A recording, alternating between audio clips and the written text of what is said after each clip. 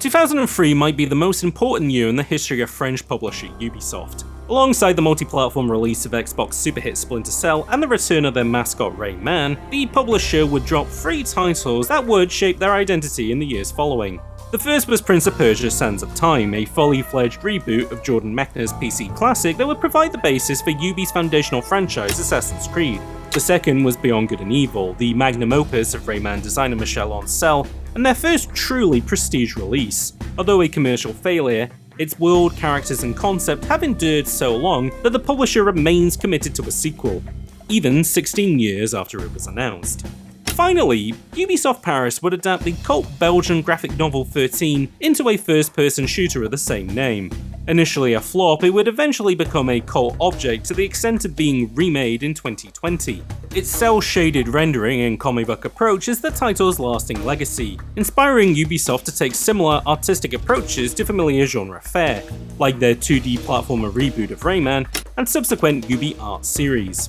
13's failure may have also made Ubisoft cautious of going too far into artistic territories for big releases, as this would be their last cel-shaded comic-inspired shooter before the Wii's Red Steel 2.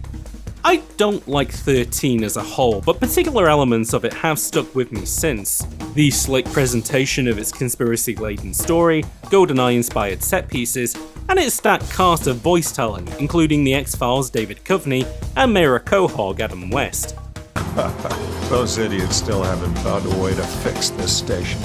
It's a game of impeccable vibes, let down by FPS conventions at the time, and so I've always wanted to see the concept done better. Although I can't say it could have been a direct inspiration, it's difficult not to think of these qualities and vibes whilst playing Strange Scaffold's latest release, I Am Your Beast.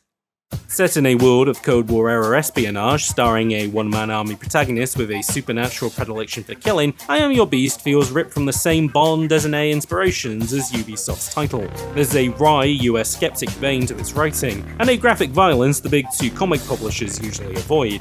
Playing as a rebellious secret agent, having done one too many one-last jobs for a CIA-like entity, he has to defend himself against his handlers who have transformed his home in the North American wilderness into close-quarters arenas of mayhem.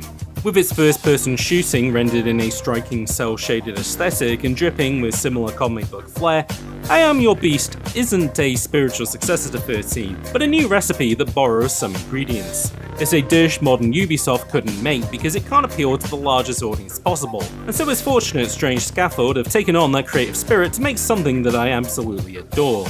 For what kind of first-person shooter it is, I Am Your Beast's design feels in conversation with the speed-freak optimization of 2022's Neon White. Beast is a puzzle of mapping the shortest paths between headshots, emulating the methodical and clean killing the main character is being courted over. The goal every round is to escape into the agent's underground tunnel network after leaving no witnesses, using field-procured weapons and advanced mobility to take out a set number of soldiers. Beast taps directly into a power fantasy where everything in the environment is a weapon, and even when you're out of bullets, you're never out of options. At your best, you spend a clip killing 3 soldiers and throw the empty gun at a 4th, before dropping your foot to finish the job, all whilst running at full speed. Scaffold is a small studio and uses its limitations as opportunities to uplift the vibes of I Am Your Beast. Instead of levels being expansive, they're tight, easy to navigate, and short, creating a want to replay, optimize, and master them for better scores. There's room to experiment and play with ideas and secret achievements that all but encourage playing outside the box.